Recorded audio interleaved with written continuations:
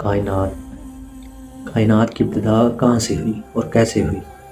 یہ سوال ہزاروں سالوں تک انسانیت کے ذہنوں میں رہا ہے، لیکن آج سائنس جس حقیقت تک پہنچی ہے، قرآن نے وہ بات 1400 سال پہلے ہی بیان کر دی تھی۔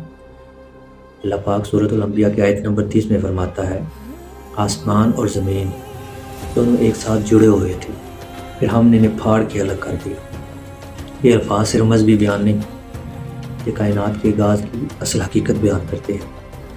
جدید سائنسی تحقیق کہتی ہے کہ کائنات کی شروعات ایک نہایت چھوٹے نقطے سے ہوئی، پھر اچانک سے ایک دھماکہ ہوا جسے سائنسی زبان میں بگ بینگ کہا جاتا ہے۔ اسی لمحے میں ٹائم وجود میں آیا، اسپیس بنا، مادہ تشکیل پایا، اور پھر ایسا ایسا کہکشائیں، ستارے، سیارے، زمین وجود میں آئی۔ سائنس کے مطابق کائنات پہلے جڑی ہوئی تھی، پھر کھل کے پھیلنا شروع ہوئی، اور قرآن کا بیان بھی یہی ہے، آسمان اور زمین جڑے ہوئے تھے، پھر ہم نے انہیں الگ کیا۔ یہ مطابقت، یہ اتفاق نہیں، یہ دلیل ہے۔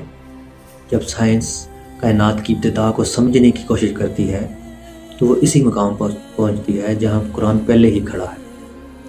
یہ قرآن کی حقانیت اور اس کی الہامی ہونے کی روشن دلیل ہے۔